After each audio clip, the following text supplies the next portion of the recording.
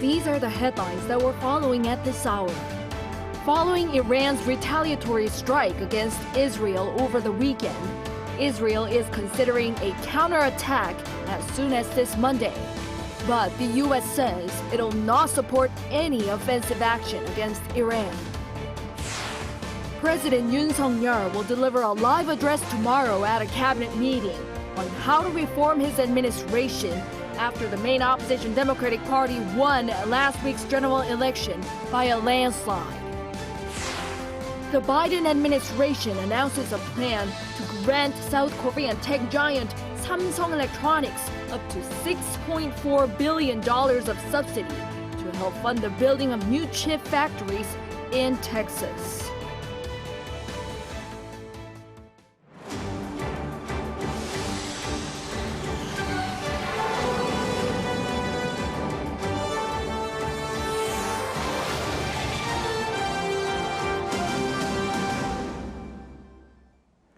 Good evening. It's 9 p.m. here in Seoul.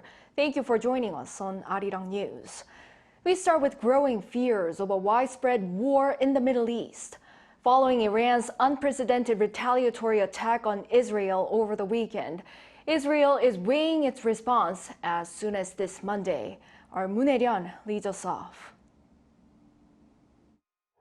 Following the first ever direct overt attack against Israel by Iran from its own territory on Saturday night, involving more than 300 missiles and drones, global leaders are responding with urgency in a bid to ease escalating tensions. The Wall Street Journal reported that US and Western officials are anticipating retaliatory action by Israel as soon as Monday, but are pushing to prevent hostilities from spiraling further out of control as Israel weighs its response to the attack. US President Joe Biden warned that Washington would not participate in any counter-offensives launched against Iran and would only continue to assist in defending Israel, after it helped to shoot down most of the missiles launched on Saturday alongside other allies. Secretary of State Antony Blinken told his counterparts in Jordan, Saudi Arabia, Egypt and Turkey over separate phone calls to reiterate Washington's stance. However, White House National Security Council spokesman John Kirby said that what happens next is up to Israel to decide. It's going to be up to the Israelis to decide what the next step is here. I will just say this. President Biden, since the beginning of this conflict, has worked very hard to keep this from becoming a broader regional war. Leaders of the wealthy group of 7 nations convened a meeting and unanimously condemned Iran's attack. In a statement released by the White House following the meeting, the leaders said that they had demanded Iran cease its attacks and that they stood ready to take further measures in response to future actions that could destabilize the region. The attacks are seen as a response to a suspected Israeli strike on Iran's embassy compound in Syria earlier this month that killed top Revolutionary Guards commanders, and after the months-long war in the Gaza Strip that has led to the loss of thousands of civilian lives. That being said, the damage wrought on Israel was minimal. An Air Force base was reported hit but operational, and a child injured by shrapnel. Moon Hae-ryun, Arirang News. And the international community was quick to respond. The UN Security Council held an emergency meeting over the weekend in New York, where there was a major face-off between ambassadors from Iran and Israel. Our Kim Jong-sil reports. An emergency meeting upon the urgent request of Israel took place on Sunday local time at the UN headquarters in New York. Ambassadors from Iran and Israel both appeared, with Iran claiming the justification of its military strikes on Saturday, saying it only targeted military objectives and were carried out carefully to minimize the potential for escalation. Iran's operation was entirely in the exercise of Iran's inherent right to self-defense, as outlined in Article 51 of the Charter of the United Nations and recognized by international law. The Israeli ambassador to the UN, on the other hand, strongly condemned Iran, saying he has warned continuously and asked the Security Council to take concrete action against Iran's Ayatollah regime. Iran, the #1 global sponsor of terror, has exposed its true face as the destabilizer of the region and the world. UN Secretary General Antonio Guterres called for maximum restraint, saying now it's the time to defuse and de-escalate. The Middle East is on the brink it's time to step back from the brink. It's vital to avoid any action that could lead to major military confrontations on multiple fronts in the Middle East. Most member countries, including South Korea, have urged all parties concerned to come up with measures to prevent further escalation. Kim Jong-sil, Arirang News. In light of the heightened conflict in the Middle East, where Iran's unprecedented attacks on Israel over the weekend, the South Korean government is keeping a close watch on the situation. On Monday, the Ministry of Foreign Affairs held a meeting with its ambassador to Israel, Iran, and Lebanon, as well as the head of the Palestinian office via video to analyze the situation. The Foreign Ministry requested close cooperation to ensure the safety of Korean nationals residing in Israel, Iran, and the Middle East, as well as preparations for any possible impact on national security and the economy. They pledged to continue to monitor risk factors and secure the safety of its nationals. Also in related news, South Korea's fuel tax cut will be extended through June as fears grow over a wider regional conflict in the Middle East. Our economics correspondent Lee Soo-jin tells us more. The South Korean government has decided to extend fuel tax cuts through June as growing tensions in the Middle East are expected to lead to soaring global oil prices. That's according to the opening remarks made by Finance Minister Choi Sang-mok during an emergency economic meeting on Monday. Depending on how the situation continues to develop, risks surrounding energy and supply chains and the volatility in the finance market may grow. As such, the government will remain vigilant and establish a pan-governmental emergency response system to respond accordingly. The government's announcement means that the 25% cut in fuel tax has been extended 2 more months after last being extended through April and February. This cut, which has been in place since January 1st, means fuel tax is currently 615 won, or roughly 44 US cents per liter, rather than roughly 59 cents per liter. This means consumers can save roughly $18 a month on fuel. The decision comes as Iran launched hundreds of drones and missiles toward Israel on Saturday night, 12 days after an Israeli strike on the Iranian embassy complex in Syria. While most of the strikes were reportedly intercepted by Israel and its partners, it has increased fears over a broader war. The government will also maintain the 37% fuel tax cut on diesel and liquefied petroleum gas for 2 more months.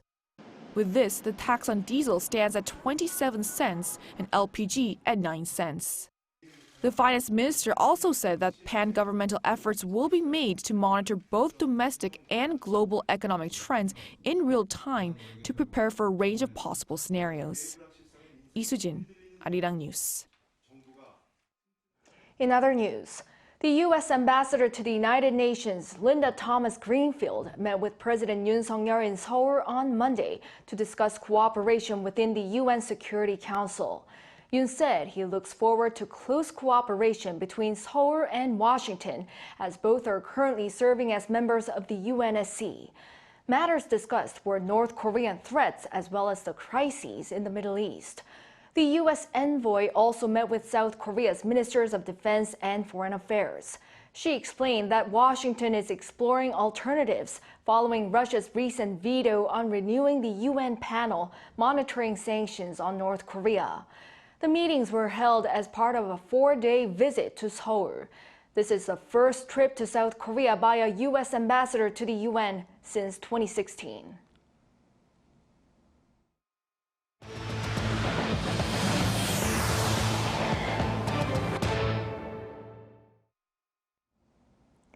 Following the crushing defeat of the ruling party at last week's general election, President Yoon will make a live address during a cabinet meeting tomorrow to set out how his administration will undergo reform.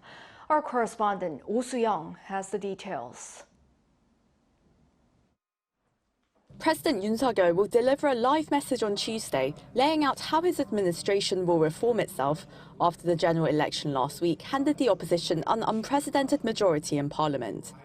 Yoon's officials told the media on Monday that the president will personally convey his remarks on the outcome of the election during the weekly cabinet meeting on Tuesday, rather than hold a press conference or make a televised address to the nation. The leader released a brief statement last week through his chief of staff, vowing to reform his government's management of state affairs and to focus on improving the economy and people's livelihoods. Yoon's speech is likely to set out a more detailed course of self-reform and how his administration plans to work with an opposition-held parliament for the next 3 years, as his major policy initiatives hang in the balance. Yoon's officials have hinted the reform will start with a major overhaul of senior figures in the administration. Once the candidates have been screened, the president is set to name a new chief of staff and prime minister after they offered to resign last Thursday along with all his senior secretaries. While Yoon previously appointed former civil servants as his chief of staff, the incoming candidate is likely to be a political heavyweight who can skillfully work with an opposition-held parliament and make astute responses to major domestic issues and crises. The rumoured candidates are Transport Minister Arirang, former opposition leader and National Unity Committee Chair Kim Han-gil, lawmaker Jang Jae-won and Interior Minister Lee Sang-min. More high-ranking staff, including senior secretaries for press, society and political affairs, are expected to be replaced. But the chief of staff for policy and senior aides for economy and science may retain their positions for continuity. Appointing a new PM could take longer, as it requires parliamentary approval. The likely candidates include Kim Han-gil once again, as well as former Unification Minister Kwon Young-se and ruling party lawmaker Chu Oh-young, who were re-elected for their 5th and 6th terms respectively. To fully reform the management of state affairs, his office is considering a major cabinet reshuffle and a restructuring of the presidential office to make it more receptive to public opinion. This could involve resurrecting the position of Senior Secretary for Civil Affairs or creating a new division to facilitate better engagement with Parliament and the public. Oh Soo-young, Arirang News. Now to the latest in the standoff between the government and doctors. For the first time since the general election, the government has reiterated its commitment to expanding the medical school admissions quota, while trainee doctors are accusing the government of an abuse of power. Song Yoo-jin reports. It seems there's still a big hurdle to overcome in the standoff between the Korean government and trainee doctors regarding the expansion of the medical school admission quota. During Monday's Central Disaster and Safety Countermeasures Headquarters meeting, Health Minister Cho Kyu-hong said the government's will for medical reform remains unchanged.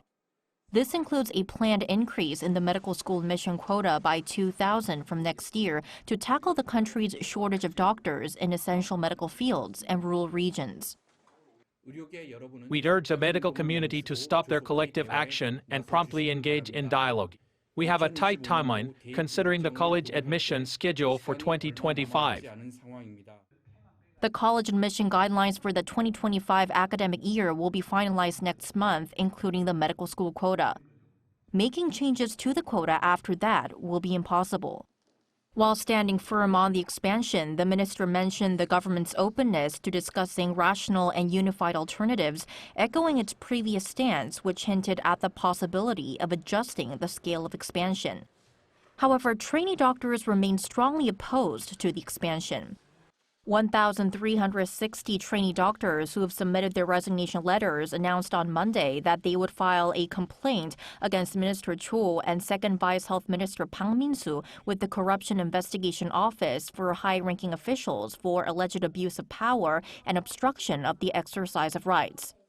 They're saying the government misused its power to block hospitals from processing their resignation letters and force them to work against their will by issuing return-to-work orders. One of the 7 requests trainee doctors made to the government to return to work in February was the complete removal of the expansion plan. Song Yoo-jin, Arirang News. Shifting gears to trade. South Korea's tech exports expanded for the 5th month in a row in March, driven by a recovery in the semiconductor sector. Shin Se-byuk has the latest numbers. Semiconductor exports have sustained double-digit growth for the 5th consecutive month, driving South Korea's tech sector forward. Data released by the Trade Ministry on Monday shows that ICT exports in March rose 19.4% on year to nearly $18.8 billion. This marked the fifth consecutive month of year-on-year increases for the nation's tech exports overall and the third straight month of double-digit growth. According to the ministry, chips led the charge, with exports reaching $11.7 billion for an increase of 34% on year. The growth in the artificial intelligence market has significantly boosted demand for semiconductors.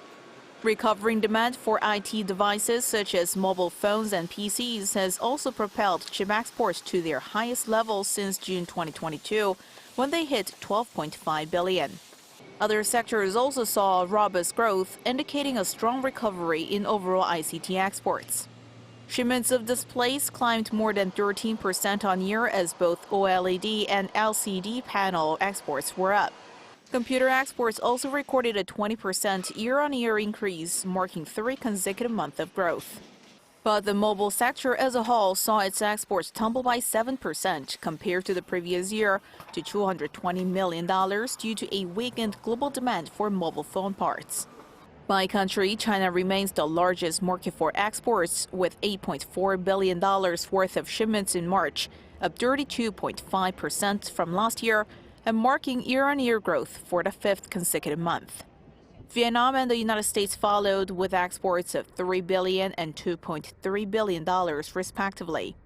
Meanwhile, ICT imports for March stood at $11.7 billion, leading to a trade surplus of just over $7 billion. 신세벽, Arirang News. The United States will grant up to $6.4 billion to South Korean tech giant Samsung Electronics to expand its chip fabrication plant in Texas. On Monday, the U.S. Department of Commerce confirmed that the funding from the Chips and Science Act will support the production of some of the most powerful chips in the world and more than double Samsung's original investment in the Texas semiconductor facility. In terms of value, this is the third largest grant awarded to a chip firm, coming in behind U.S. firm Intel and Taiwan's TSMC. The White House also released a statement from U.S. President Joe Biden, saying that this is another example of how the U.S.-ROK alliance is creating opportunity. Samsung Electronics topped the global smartphone market once again in the first quarter of this year, mainly due to good sales performance in its recent Galaxy S24 series. According to market research firm IDC on Monday, Samsung accounted for more than 20% of the total market share, with over 60 million mobile phone shipments in the first quarter. Its rival Apple, which was first place in the fourth quarter of last year, accounted for some 17% to come in second. Chinese manufacturer Xiaomi ranked third place. Now over in New York on this Monday, former U.S. President Donald Trump is scheduled to stand in a criminal court on charges of bribery to suppress a scandal ahead of the presidential race in 2016. No former U.S. president has stood in court as a criminal defendant in American history. Lee Seung-jae covers this latest development. Donald Trump will become the first former U.S. president to ever stand before a criminal trial, with his lawyers, prosecutors, and Justice Juan Merchan set to pick jurors in a New York courtroom on Monday to hear evidence on charges related to allegations that he paid hush money to prevent a sex scandal ahead of the 2016 presidential election. Trump has been indicted on 34 felony counts for falsifying company records linked to money allegedly paid through his lawyer Michael Cohen to prevent the disclosure of his past sexual relationship with a former adult film star, Stormy Daniels, just before the 2016 presidential election. While Trump faces a total of 4 criminal trials, this is the only criminal case scheduled for trial before the November presidential election. Trump has strongly denied the allegations of manipulating his company's accounting figures and that he had a sexual relationship with Daniels. He has claimed that the allegations are politically motivated by the Democrats. As the defendant in the criminal case, Trump must appear in court throughout the trial scheduled 4 days a week, excluding Wednesdays for about 6 to 8 weeks. So much time spent in court could be a crucial setback for the former president at a time when he should be focusing on his election campaign. While Trump's team of lawyers have made an all-out effort to postpone the trial until after the presidential election, it was not accepted by the court. Each of his 34 indictments carries the possibility of a 4-year prison term, with Trump certain to appeal any guilty verdict and sentence. Lee Seung-jae, Arirang News. In entertainment, the Netflix comedy drama Beef has won the 2024 Writers Guild Award in the limited series category. Korean-American director Lee Seung-jin was awarded for his contributions to the screenplay. The 76th annual ceremony was held simultaneously in New York and Los Angeles on Sunday, honoring outstanding writing across various media platforms, including film and television. Beef has now swept 3 of the major 4 Guild Awards in Hollywood this year. It won a Producers Guild of America award, while lead actors Ali Wong and Korean-born American actor Steven Yeun dominated the Screen Actors Guild Awards for their outstanding performance in their respective categories.